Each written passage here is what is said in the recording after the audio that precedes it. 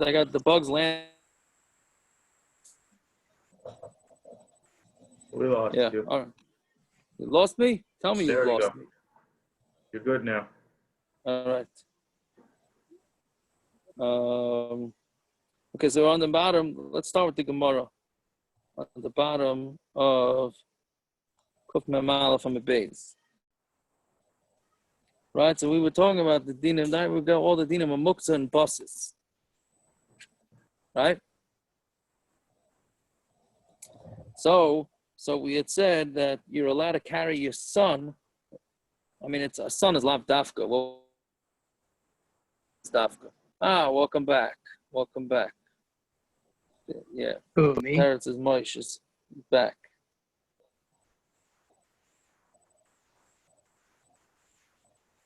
That you're allowed to carry a kid even though there's a rock in his hand and a basket and terumah tahira, terumah tameh, right? So the Gemara says, Amar rava, haitzi tino chai, the kiss tali b'tzavar. If you're carrying a child that's alive and he has a wallet hanging on his neck, so chai mishum kiss.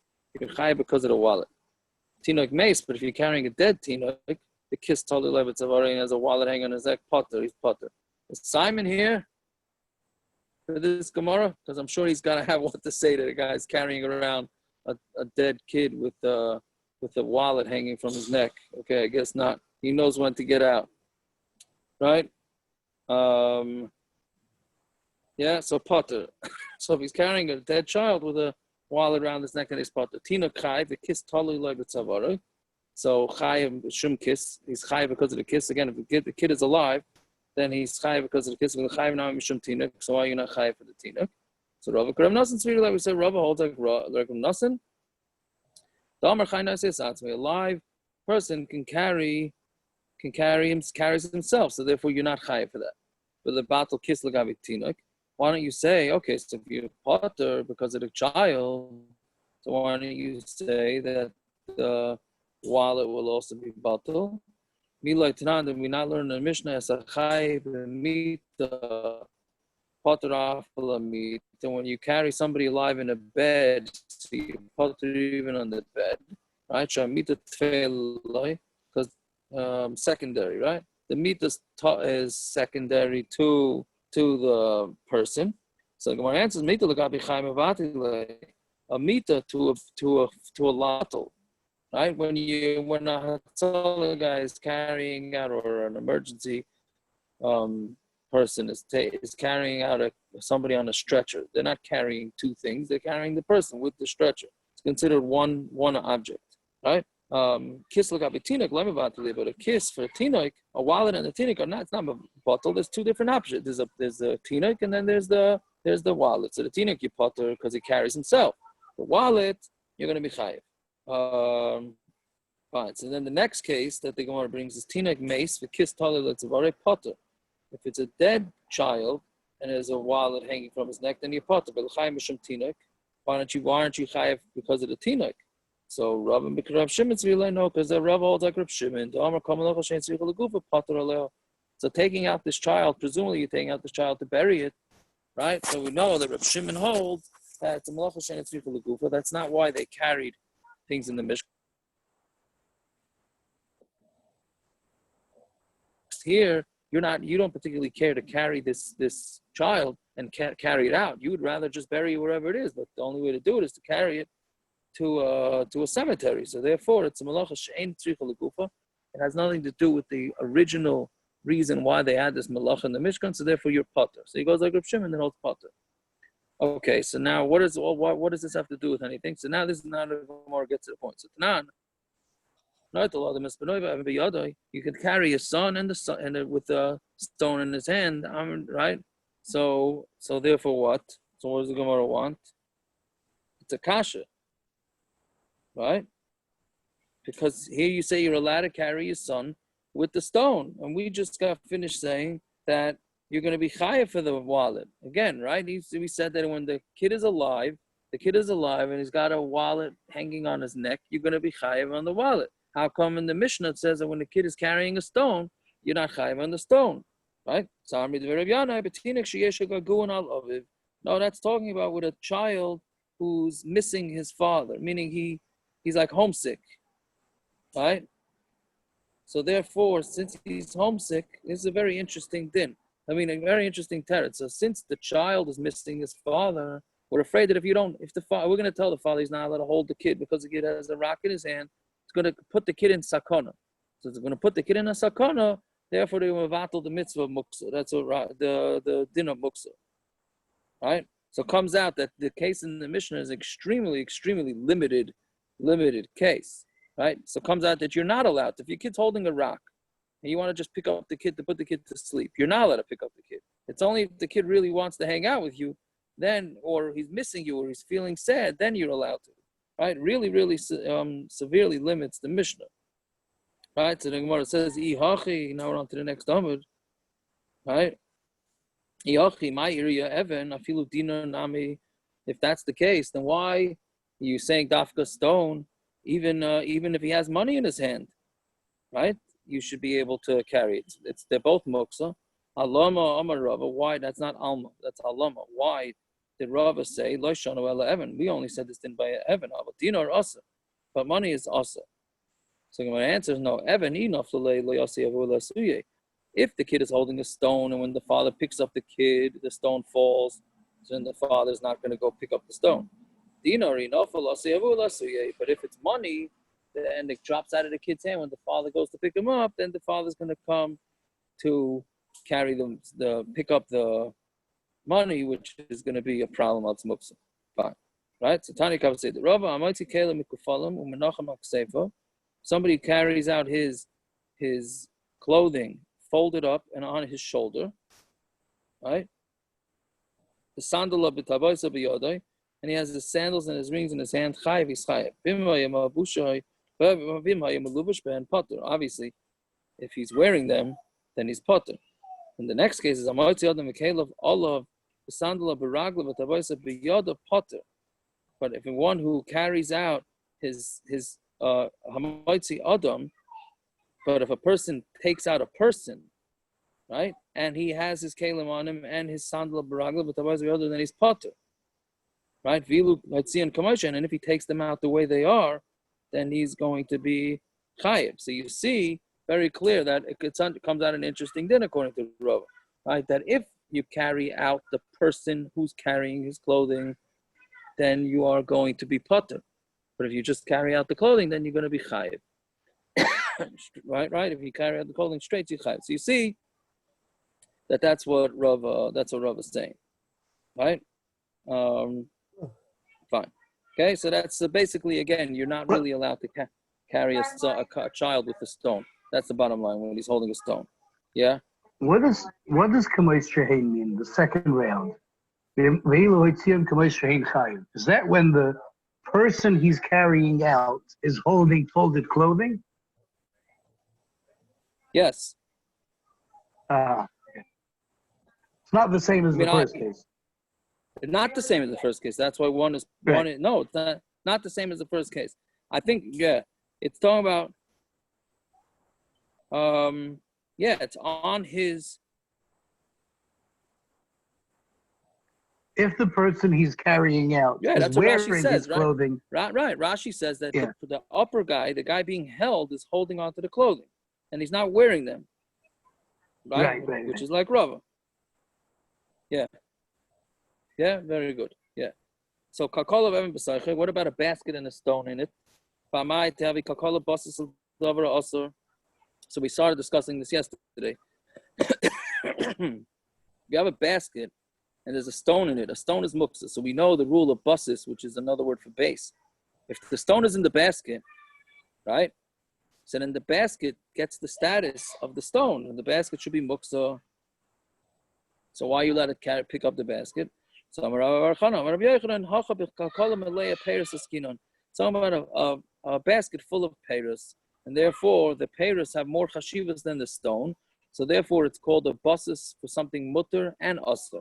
And whatever's more chashiv gets the priority. So obviously the fruit is going to be much more chashiv than the stone, right? Which is the way we say with everything. You have a drawer in the kitchen, right? You have a kitchen drawer, a desk drawer, and you have muktza in it and you have non-muktza in it. So if the muktza If the muktza is more chashuv, then you're not allowed to open that drawer on Shabbos.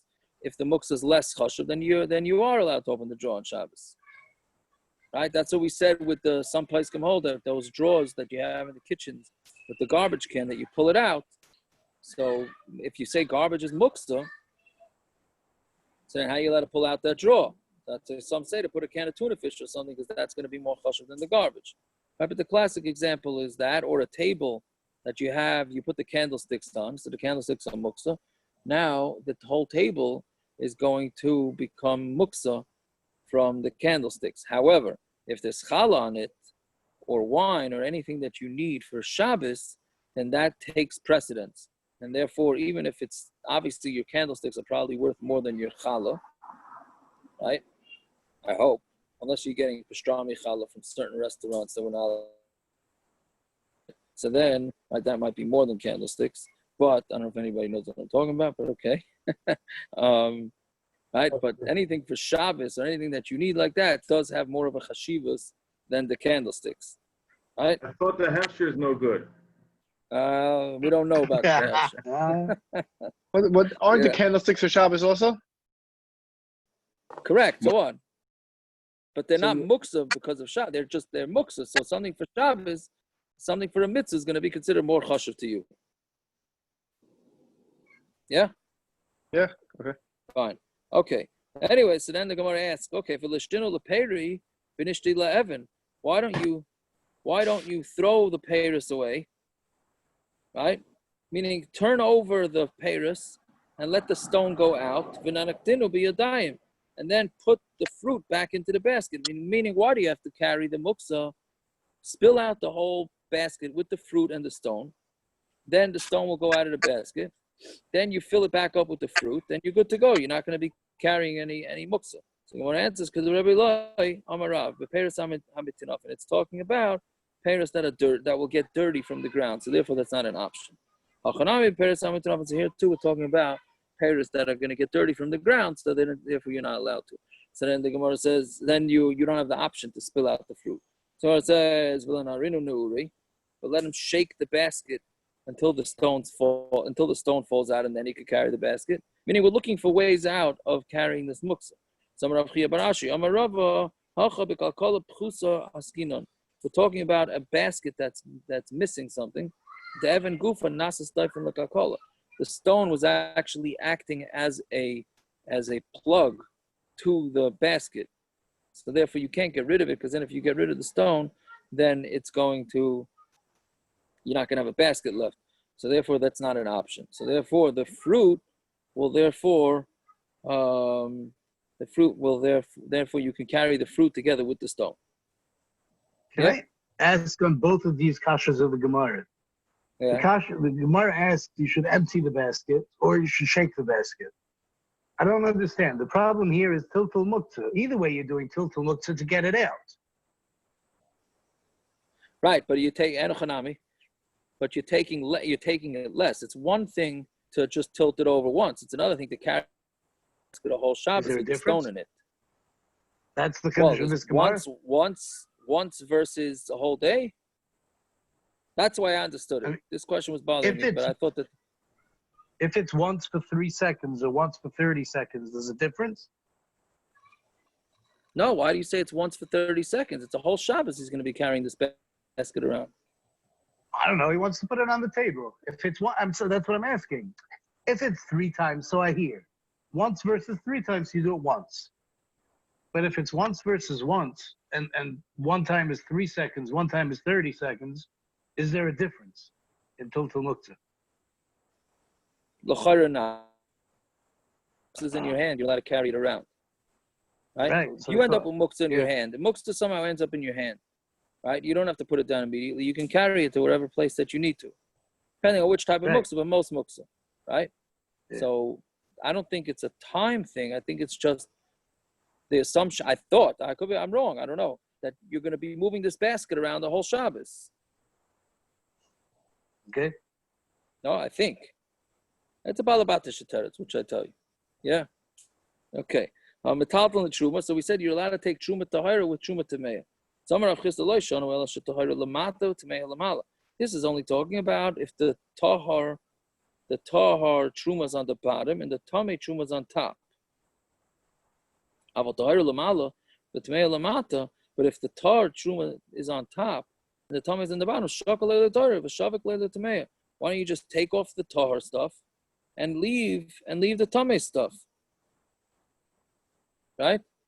That's a normal thing to do. Meaning, you got a basket, two layers of apples. The upper layer is truma tahira, which is not muktza. Bottom layer is truma tameh. Right? Good. So just take your apples out of the basket and finished.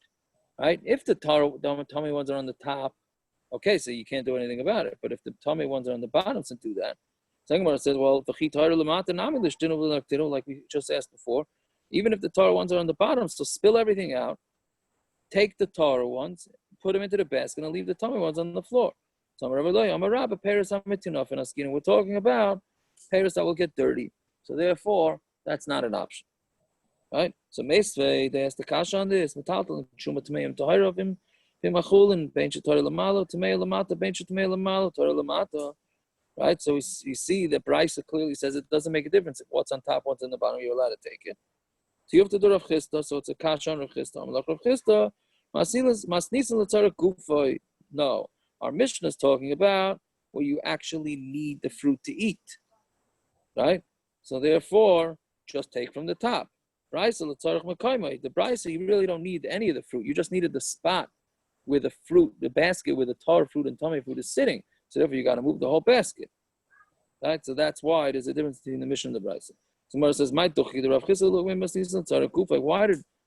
Chisda have to push himself to say that the Mishna is talking about that you needed it for actual fruit? The reason he had to do that is because the Mishnah is mashma like him. The Ketani Sefer, because we learned in the Sefer, Mois Shalakar, if you have money that's on a pillow, Menaras Akar, what do? You have money, or you left a more common example is you left your phone, right, on the pillow or something like that, right? And you want to go to sleep like a normal person. So what you do is you shake the pillow till the phone falls off, right? And they fall down. You can only do that if you need the pillow, right? Yeah, but if you just need the place, you can just carry the pillow with the muktza on it. When with the sefer, and so clearly the sefer is talking about where you needed the place. So at the end of the Mishnah is talking about that you need the place and not the actual pillow. So then therefore, it's not such a doichik for rava to say that our Mishnah is only talking about where you want where you dafka want the fruit. Okay, fine. Can I just clarify something? Yeah. This twice the Gemara has now answered the peiros to nothing. The Gemara doesn't fear ice. Is this a problem about tashkas?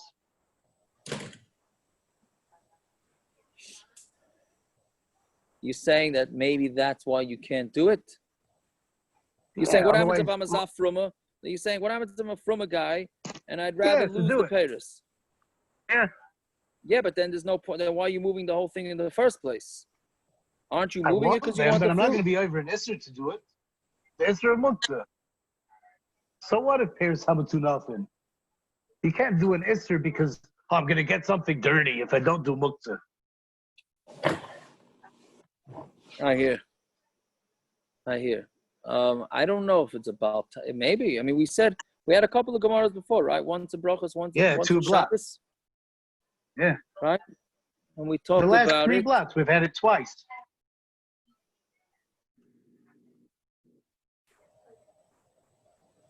Yeah, what twice? Baltashkis, and then we said Baltashkis to Gufay. But we had before that you're not allowed to throw food. Or only food that's going to get destroyed, you're not allowed to throw. But food that is going to get destroyed, you're not allowed to throw. So I think that's why Rashi says here it's peiros muvushalim. We're talking about cooked things. You can't. There's nothing you can do. You can't wash it off. It's ruined. I hear. I don't know. Maybe. Okay, maybe that's a dig. But Tyson has a different kasha. Who says you have to send it onto the floor? Right? Who says you have to shake out the fruit onto the floor? Shake out the fruit on the table. Right, onto another basket, right? So Rashi might answer that a little bit if it's cooked. You should It's shake cool. it You onto could the sup it. bed, just cleaned off the bed. Or the bed, yeah. I don't, as long as you're done sleeping in it, right? No, but you have an apple or a fruit compote or something, and there's a rock in it. You shake that onto anything, it's going to ruin it. If you shake it into another basket, you're going to have the same problem again. Right. I So hear. anything you shake it out into, it's going to ruin it. Right. I hear. Yashim, it's called compote. If you talk in Shayashim, it's called compote, not Yeah, that's the Shlomo called it compote. No, That's the Yiddishified version of Right. compote. right, Yeah. exactly. So you missed the you. So Listen, I grew up without the E at the end. In England, it's compote. Oh yeah. With Mila El, Mila Ra. Okay. Whatever. Okay, fine. Let's see weiter. Yeah, so now the next thing is that terumah, most things are batal b'shishim, right? Most things, if you have something like something tray fall into something kosher, so it's batal b'shishim, right? Terumah is batal 1 in 100, right? Meaning, if terumah falls in chulin, so then it's batal. You need 1 in 100, not 1 in 60, in order for it to happen. So now we get into a very lamdash Gemara here. So Yehuda Imer Af Mailan. The Gemara asked, how come it's sakin? How? So Rabbi Yehuda says you're allowed to take out. It has nothing to do with the previous subject. You're allowed to, let's say some truma fell in, and you know which one it is, right? So you're allowed to take it out. So the Gemara says, what do you mean? That's called tikkun. You're fixing, right? Right now you can't eat it. If it's less than 1 in 100, you can't eat it. Now you're taking it out, right? So that you're taking out one piece, now you're making it edible. That's fixing food. That's like fixing on Shabbos, and you're not allowed to do that. Just like you're not allowed to mashal toivel kli on Shabbos, right? You're not allowed to toivel kli on Shabbos. Why? You're not fixing anything. Well, you really are. You're making something go from unusable to usable. So to here, right? This food is not usable, and now you're making it usable. So Yuda Rabbi Elazar Svir Leino is the answer. What? Isn't that a contradiction in terms? What do you mean? It can only be assur to eat if it's considered a taruvis. If you know which one it is, why is it considered a taruvis? Oh, so that's what I was thinking when I said it. So pashtus is, it's really, you don't know which one it is, right? Or you could say tupshat. You Either know one is still approximately assur, where it is. right? No, but also you mechuyev to take out one. You just mechuyev to take out one, and we assume it's that one. Or you're doing it out the chumrah of the Ramah over there in taruvis, right? That you have to just take out one.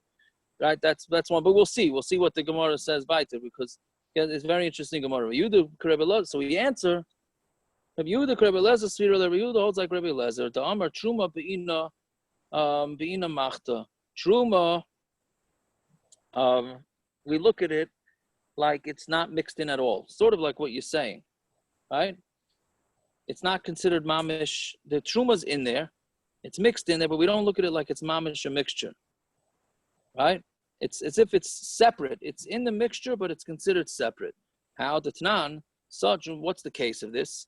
So this is not a complicated case, but it's a little bit lumdus of this case. So saw truma shenavlu lepachas mimeya benidmu, right? So you have a saw, which is a measurement of truma that falls into less than 100, let's say to 95 saw, right? Of chulin. So it becomes nidma. Nidma means a mixture. It becomes a mixture. Obviously, you're not allowed to eat it, right? At least the Yisrael is not allowed to eat it. But nafal min amaduma, now this mixture, a piece from this mixture, l'makom acher, goes and falls into another mixture. The guy's having a real winner of a day, right? First, some truma fell into the chulin, less than 100. So now the whole thing's assur, and then a piece goes from there into another mixture, right? Also less than 100. So what's the din? Rabbi Elazar, I remember damas betruma vadai, right? You consider it that it's truma vadai, yeah. Meaning, so the new one is also assur. And the maduma only gets mixed in according to the cheshbon, right? Meaning, so let's say you knew that it was 1 in 50. right? In the first mixture, it was one, let's say 1 apple of truma fell into 50 apples of chulin, right? Now 1 apple comes out of there and goes into another 50. So now how many do you need? How much are you going to need? Is it going to be bottle or not? So this shita, the Chacham would say it is bottle, right? I hope I'm saying a good example, right? It would be bottle because you look at it like it's half. You look at it like it's half. What? It's not Echad, it's 100. Meaning you no, combine. you said 150. No, The because first time, can it be less than Echad B'Shishim? Does it matter? Shisha. Oh, L'chayra doesn't matter. L'chayra doesn't matter. No. I don't think. Right? I thought it needs So to be again, between Shishim and Meah. That's the Chumrah. L'chayra, right? Yeah, okay, bad example. So let's go to be safe. Again, 1 apple falls into 60 apples. Right? So because of truma, it's the mixture's no good. Now 1 apple from those 61 apples goes and falls into another 60 apples. Right? Do we say that we need 60 times, we need 100 times more than the apple that fell into the second mixture? Because the bottom line is it came from a treifa mixture. That's what Rebbe Eliezer holds. Chachamim say no, it's 1/60th of the apples that fell in. So if you take 1/60th and goes into another 60, then it's going to be for sure 100. It's going to be 120, and therefore it's going to be bottle. Right? So therefore we're saying that, right? Who are we going with? Hold on a second. I lost track of what's going on here. Oh no, so we say that's Rebbe Eliezer, right? So Rebbe Eliezer holds that it's a whole separate entity, and therefore it's looked at like it's still totally truma. So the Gemara says, when did Rebbe Eliezer say his din? He said it for a chumrah, right? Meaning that the second mixture times more than the apple. But the kula, like we're trying to say here, that is considered a separate entity, and therefore you'd be able to take it out on Shabbos. Who says Rebbe Eliezer says it's the kula? So therefore we slug that up. Ella who the Amar Reb Shimon. He holds like Reb Shimon. If you have 1 sov truma that fell into 100, so now here's another case. Right? This is a common case. I don't know if it's a common case, but this is a very similar case in taruvas. Right? 1 sov truma. Let's go with apples. 1 apple falls into 100 apples of truma. 1 apple of truma falls into 100 apples of chulin. So now the mixture is good to go, right? It's 1 in 100, no problem. Then another apple of truma falls in. Again, another guy having a winner of the day, right? 1 apple falls in. There's 100 apples. The whole mixture's fine. A second apple falls in. Do we say that the first apple and the second apple of truma combine to each other, and therefore the mixture's no good? Or do we say, no, the first apple fell in, it was bottle with 100, and now the second one fell in, it's also bottle, right? So it's not such truma shenaf lameya. V'lo hisbik lagbiya, and he was not able to take out that one. At shenaf lacheres harezu assur. So the Tanna Kama says it's assur. The whole mixture is assur. Reb Shimon matir, and Reb Shimon says it's mutter. Right. So what do you see? Right. So therefore we look at the first piece of truma that it's a separate thing. Right. So since it's considered separate, so when the second one falls in, it's also not going to be a problem. Right, so therefore we must hold like that, and then therefore, since it's considered a separate from the rest of the mixture, therefore you'd be able to take it out on Shabbos. You know, it says and who says Dilma Hasam Bahakum. Maybe over there this is machlekes. The Tanna Kama Sover Afakav the Naflu Bezeh Achazeh Kama the Naflu Bas Achastami. Maybe the Tanna Kama holds even though 1 apple fell after the other apple, it's as if it fell at the same time. The chamisha nafla, we look at it like this one fell into 50 and this one fell into 50, right? And therefore the whole mixtures are no good. But if Shimon Tzava kamaisa batal b'meya, the first one becomes batal in 100, and this one's going to be batal in 101. Okay, so therefore we're back. We don't understand now why the guy is not considered fixing the food on Shabbos. Elahu da'amar Reb Shimon ben Elazar. He goes like Reb Shimon Elazar. The Tani Reb Shimon Elazar. A person, what he can do, a person can take truma. He didn't fix it. Reb Yaakov, it fixed by itself. What? Fixed it by itself. It fell into a pot of 100. So he didn't do anything. No, he didn't do anything. But yeah, so the question, why he's not being misakin anything. You told me asking on the original kasha. I don't know. I thought of it now as you were saying this. The Gemara's, you're saying the Gemara's original kasha, he didn't mix anything. Yeah, but by taking out one, he's making it kosher. Right? By taking out one apple, he's making it something that was not kosher to eat, and now he's making it kosher. So therefore, it's a tikkun, however way you want to look at it. Okay. Right. So the Gemara has been trying to be mataritz that it's a mixture, but it's considered separated. It's considered separate, but we've slugged that up that it's not considered. So now we say it's a different din. That Rebbe Elazar says that somebody can, let's say you have the mixture. One apple of truma fell into 100, right? So what's he going to do? We want him to take out one apple, but he doesn't know which one apple he's going to take. So what he can do is he can decide, put his eyes on this side of, let's say it's a basket of 100 apples. So he can put his eyes on one side of the basket and say, this part. Yeah, go ahead. I mean, certain tikkun is mutter.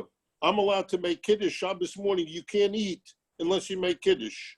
So once you miss, all that food you can't eat. You have a whole table full of food for 100 people. Nobody can eat it till you make kiddush.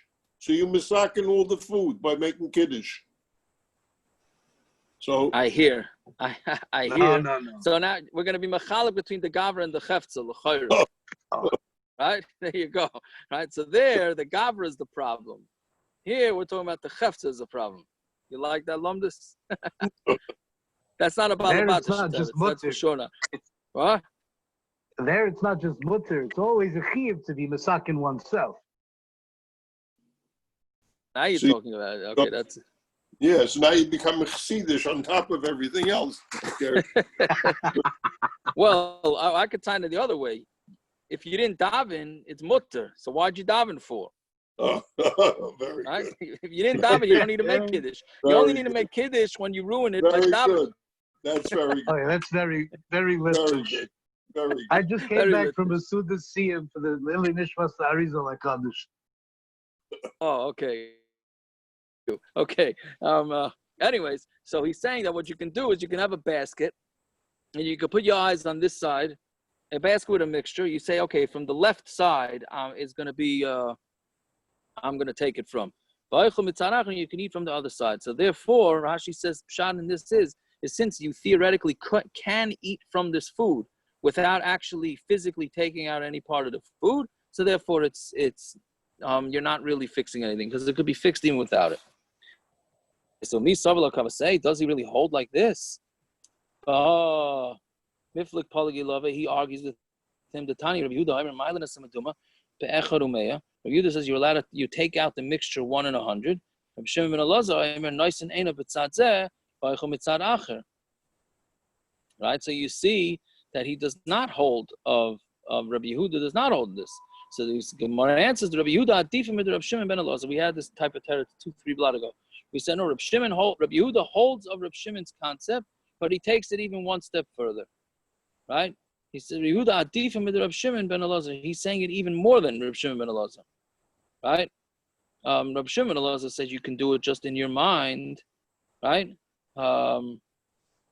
Yeah. So then, but you're not allowed to take them again. Shimon Elazar holds you're allowed to decide in your head which part you're taking the piece from, and you don't have to take out the piece. You're not allowed to take out the piece. Rabbi Yehuda says, I hold like Rabbi Shimon Elazar that you're allowed to decide, and not only are you allowed to decide, but you're even allowed to take out the piece.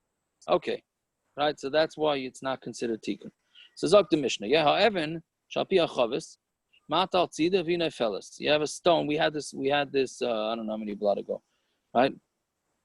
So you have a stone that's sitting on top of a barrel, and you want to take the wine out of the barrel. Now, how are you going to get the wine out of the barrel with the stone on it? So mata al tzida, you bend it on its side, v'neifelis, and it's going to fall down. What happens if that barrel is in between a bunch of other barrels? Then you can't tilt it, right? So because it's stuck. So magbiya. So what you do is you pick up the barrel, umata al tzida, you put it on its side, v'neifelis, and it will fall down. Mois, that's one case. Then Mois shalakar, case we just had on Amud Aleph, money that's on a pillow. Menares akar, you shake the pillow and it'll fall down. All of If it was on it, lishleshes, if there was dirt on it, so this is again, there's nothing to do with muktza. Mekanachas besmartut, you're allowed to wipe it off with a shmata, meaning, but it can't be, you can't wash it off with water. You can just wipe it down with a shmata. Haisa shel or, if it's made out of leather, then you are allowed to put water on it until it goes away. Right now, the reason that leather is different is because leather is what do you call it? Leather is not absorbable, right? So this is talking about hard leather. So hard leather is not absorbable, therefore it's not a problem. Now, I don't know what our shoes are like. Like if your shoes get dirty, can you make them wet? I don't know if our shoes are hard leather or soft leather. Okay. When did we say that you're allowed to move the barrel? This is an important point with buses. That's only talking about if you forgot the stone on top of the barrel, right? Aval b'maniach, but if you purposely left the stone on top of the barrel, then nasa buses al davar assur becomes buses al davar assur, and therefore you would not be allowed to move the barrel, right? Gershon, you had asked about this when we learned this a bunch of blot ago, right? So again, the halacha l'maisa from this is that when we say that let's say you left your wallet on purpose on your pillow. That's the more practical thing. That's always where you store your wallet, or that's where you always store your phone. And you left it there on purpose. So therefore, you're not allowed to shake. That whole pillow becomes muktza, right? It's only time you're allowed to move that pillow is if you forgot your wallet on there. You meant to move it, but you forgot it, right? Meaning, or if I come into your house and I decide I want to get you in trouble, so I take something muktza, I put on your dining room table. Now you're stuck with this muktza on your dining room table. You can't move your dining room table all Shabbos. That doesn't work because I don't have a right to make your thing into a buses. Something only becomes a buses if it's done with intention. Fine. If I put my wallet in the drawer with clothing, and that wallet is worth more than everything else in the drawer, then the drawer becomes muktza 100%. But if you just left it in the drawer and you intended to move it from the drawer, then it's not a problem. Then the drawer is not going to be. To move it. What? What do you mean you intended to move it? Meaning you came into the kitchen and you put your wallet into the drawer for whatever reason, and your wife tells you better move that wallet out of the drawer before Shabbos. Yeah, I'm going to do it, right? And then of course you forget.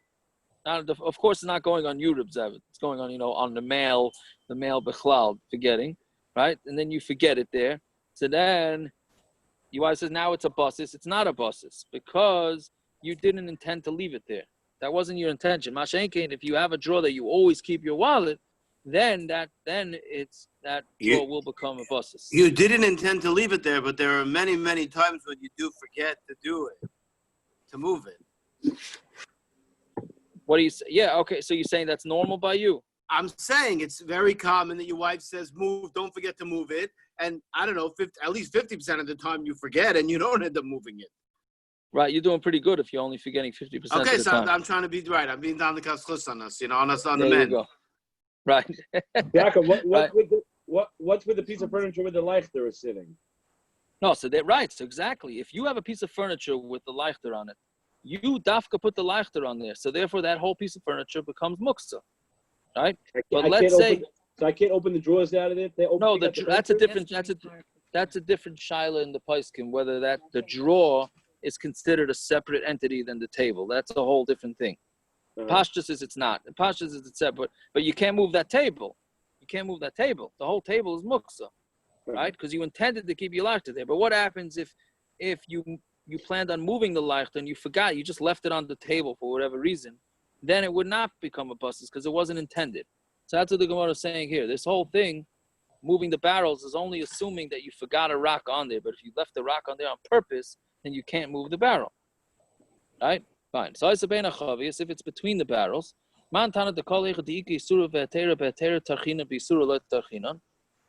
So who's the mandomer that says that when you have a issur and a heter, right? This gets back to Gershon Tanam, sort of what you were asking. When you have a heter and an issur together, what we do is we do a tircha, right, to work with the thing that's mutter, but not with the thing that's assur. Meaning, we would rather you. Right? Why can't you just lift up the rock and move it? Right? Right. So what you got to do is you got to lift up. You got to lift up the barrel first, and then tilt the rock. Yeah. Yeah. So even though it's more work, but we'd rather you do that. So Amar Rav Yochanan, Rav Shimon Gamliel, he the Tanana Bayra kidneys be Yom Tov. Let's say you're doing Bayra on Yom Tov. Bishami Abram Bayra Eichel. Bishami Abram Bayra Eichel v'Eichel. You're allowed to do Bayra from food from food. Right? Meaning you have to take the good from the bad. You're allowed to do whichever way you normally do it, which means you can even take the bad from the good. Because Basila holds there's no butter on Yom Tov because it's food preparation, just like you're allowed to make a fire on Yom Tov, so you're allowed to do butter on Yom Tov too. But you can only do it in small amounts. In your lap, or betamchui. Tamchui is like a large plate, but you can't use a sifter for it because that's too much on a large scale, even according to Basil. That's where there's more food than junk. But if there's more bad than good, then everybody holds that it's better to take the good from the bad. Here is similar, the same thing. This is similar to Eichel Meruba L'Psilis, right? So Chanami, keeping the by the mishkal, loy mishtakalele, yayin, ad the shakalele, le'evan kipsal. You have to not be goddess that word evan according to Rashi. So we answer. I'm sorry, that's part of the question. Here we're talking about the eichel meruba l'psilis dami. Here it's as if there's more food than bad. There's more food than bad. So therefore, right? So therefore, you should. We would say that you should just move the muktza.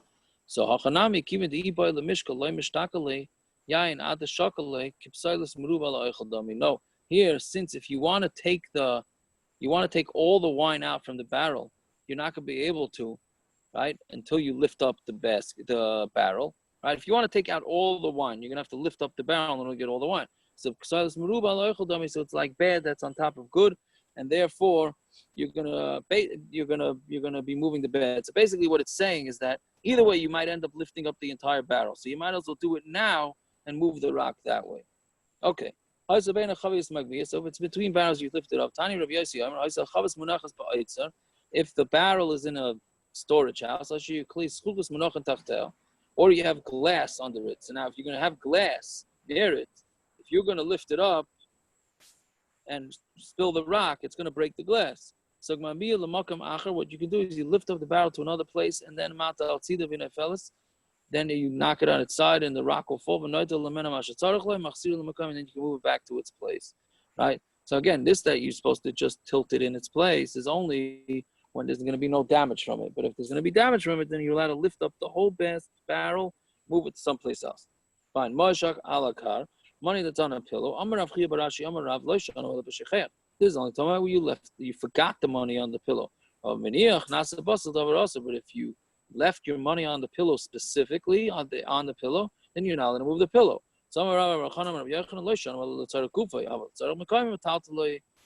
Right? We said this on Amud Aleph that this is only talking about if you need the place. But if you need the actual pillow. If you just need the place, and all of you can even move the pillow when the money's on it.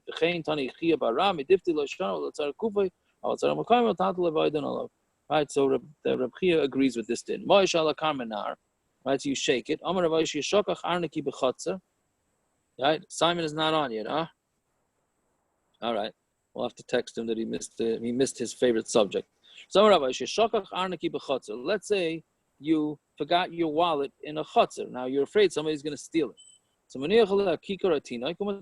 you do is you put a loaf of bread or a baby on top of it, and then you can move it, right? Because you're really moving the baby or the loaf of bread. Or if you forgot a brick in the chutzner, you move it. Sometimes one time a guy forgot a wallet full of money in Stratia in the Rosh Hashanah, and they came and asked Rabbi Yochanan what should they do, meaning he didn't want to lose all his money. Put a kid on top of the, or whatever it was, the basket of money, and move it. Halachas like all these gemaras where you forget it, meaning you bring a tinok or you bring a loaf of bread. Rav Ashi Amar, and this is the way we paskin. Afilu shakach nami loy. Even if you forgot it, you're not allowed to, right? The only time we said a heter for kikar tinok is for a dead person, not for anything else, right? So basically, what it's saying here, and this is why you never heard of this heter, right? Let's say you decide you left your wallet on the kitchen counter, and you want to move it for Shabbos. So how come we don't say put a loaf of bread on top of the wallet and then move it, right? The answer is because of this Gemara that they only allowed you to make a basis, the davar heter on Shabbos for a mace. That's it. What do you say? For a mace. Yeah, so only for a mace, not for anything else. That's why we never heard of this heter, right? Rav Ashi, but there are Ameroim that held of this heter. Rav Ashi, yeah, we did that. Okay, so abaya monach kappa akipi. Abaya put a spoon, right? Kappa akipi. Put a spoon on top of grain. Rava manach sakina abaryaino mataltalan. Rava put a knife on top of a raw meat from a bird, from a dove, and then he moved it, right? Meaning both of these things are l'chayra muktza, raw meat and the grain. So Amar Rav Yosef, kama charifa shmaitza the dardi. Yes, you put this on a case of Templeton rye and pick it up. Oh, very good. Very good. I saw that, yeah. So Amar Rav Yosef, kama charifa shmaitza dardi. How sharp are these dardikis, these young people? I guess Abaya and Rava were young then, right? Right? Meaning he's saying it's what do you call it? Sarcastically, saying how sharp are these guys? When did the Rabbanan say that you're allowed to put something mutter down on something muktza and move it? That's if you forgot it. Do they let you do this lechatchila? So Abaya answered, he loved Adam Choshavan Kaba Kibi Lamali. If I wasn't a chashuv person and I was afraid that people are going to learn from me, I would, this goes back to the concept we learned last week. I know Kaba Kibi Lamali. Why would I even need to put a spoon on top of it? I can lay down on, I can use the straw to lay down on it. So why should it be muktza? Right? So I'm just doing it to make, since I'm a chashuv guy, I'm afraid people are going to learn from me to be moving straw. So to make it look like I'm doing something about it, so I put the spoon down. Now I don't understand that exactly because maybe people are going to learn even a different kula from it. Think that you just put a spoon down on any muktza and move it. Okay, I don't understand that. But Omar Rava, so Rava says the same thing. I know Ilav Adam Chashav enough. I'm not a chashav person. Sakina, I don't even put the knife down on top of the meat. I could use it as raw meat, right? Which we said before that raw meat is not muktza. So time of the chazilum loy. So the reason why Rava said this is because it was for raw meat. But if it wouldn't be for raw meat, then he would not be able to move it. Right? Lememra the Rava Rabbi Yehuda. Do you mean to say that Rava holds like Rabbi Yehuda? Right? Everything is muktzah. But didn't Rava once tell us shamas tavi li bar avza? Right, roast bar avza as a goose for me, v'shadi me'el l'shunra, and go throw the insides to the shunra, to a cat. Right, so how you allowed to throw the insides to a cat? It should be muktzah, right? I'm sorry, right? So the Elamai, he doesn't hold the muktzah. So when it's Hasam keeping the misrach daiti love, since he knows that that's the insides of the goose are going to be bad, so his daiti luv me'asmal he knew from yesterday, and he had his mind on it. Therefore, it's not muktzah. Makes sense. The Rava Rabbi Yehuda, the Rava holds like Rabbi Yehuda. The Darash Rava Isha leisakanis lebesa eitzim litom and ud. Right, a woman should not go into a wood storage house to take from it a piece of wood to mix the coals. And a ud that gets broken, you're not allowed to heat up on yomtiv. You're allowed to heat up masikin b'shirei kelim, and you're not allowed to heat it up with broken kelim. So Shema Mina, you hear from this that Rava goes like Rabbi Yehuda for muktza, and therefore that's why he held in all these situations that it's muktza, right? And the reason why the insides of the goose is not muktza is because he had it in mind from the day before. Okay, a little bit of hard daf, but okay, we got through it. Fine. All right. Gute Nacht. Gute Nacht, Shikoyim. Thank you. Thank you. No problem. Yeah. No questions tonight, huh? No questions, Doctor. Gershon. Doctor's there? Doctors, I don't know if he's still on. Yeah, can I clarify one thing? It's Yaakov. Yeah. I got 2 minutes here. Yeah. With putting something in place or forgetting it, I think the Olam was trying to get at the halfway house. What happens if I keep my jacket, my weekday jacket on my chair the whole week? When I come home, I put it on the chair. Fine, that's my place. That's where it goes. And I forget to put it away before Shabbos. I had in mind to put it away, but I forgot. So it's both. What are you saying? Your It's weekday place. jacket? Yeah, it's full of muktza, whatever. It has a wallet in it. It has pens. It has whatever. Yeah. And I forgot to put it away before Shabbos. It was on my mental checklist, but I forgot. So And when I where'd you put leave there, it? Where I usually leave it, on the back of my chair. Right. So when I put it there, I put it where it was supposed to be, in its place. But Lamaisa, at the end of the day, I had in mind to move Yeah, but Gersh, is that your place, or what does your wife say?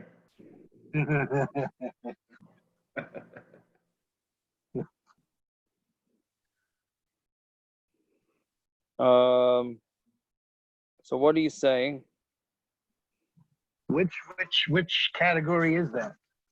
When I placed it, it was munach where I wanted it to be. But I still had in mind to move it.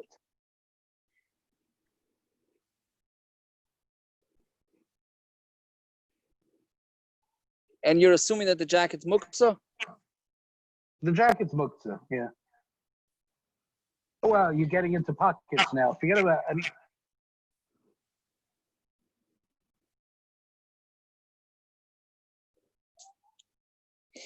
Right. let's say the jacket is muktza. According to those places who hold, you have something in a jacket pocket, the whole jacket is muktza. Right. So is my chair a buses? Why not? Because Lamaisa, before Shabbos, I had in mind to move it. I ended up forgetting it there, even though when I originally put it there, it was placed there deliberately. Right. I don't know. What's I don't know. I would think that you can't. What the it's shot is all also, about going. I didn't want to get into this, Yeah. but who's the baal of the house, the man or the woman? No, seriously, I know you're gonna laugh, but I'm saying, no, I'm serious. Say, who's in charge of the house? It's the man's house, but Lamaisa, the wife, runs it. She's like, who gives you a right to put your jacket down on my chair? So she gives me a right the whole week. You're saying just because now she doesn't, then it's not I'm not a balabas anymore over it. Over Shabbos. That's the question, yeah. Right. So which case would it matter if she yelled at me to move it before Shabbos or not? And I just ran out of time? What do you say? Basically saying his wife is not home for Shabbos. Oh, so then I don't know. I said if my wife yelled at me before Shabbos to move it, but my wife's here listening in the background, she says, I never yell at you. Oh, there you go. No, but it's an example. She yelled at me before Shabbos to move it, and I said, yeah, I'm going to move it. And I forgot. Right, I hear. And then it's a pekuach nefesh. When you're married, it's always pekuach nefesh. Exactly. Doc, what was the name of that website you were telling me about? Amudin? Not Amudin. That's a Negalim. website somebody gave me. Negalim. I'm like Mary. Egalim. M like Mary. Egalim. Megalim Institute. Megalim.org. .il. I have no idea. Just look at Megalim Institute. I go to YouTube, Megalim Institute. Got it. Okay, shkoyach. Very good. So Yaakov, you still Very there? good videos for the I'm still there. Yeah, I'm still there. Oh, Yaakov, you What? sound horrible. I'm still Oh, I forgot there. to stop recording. Hold on. Whoops. Sorry.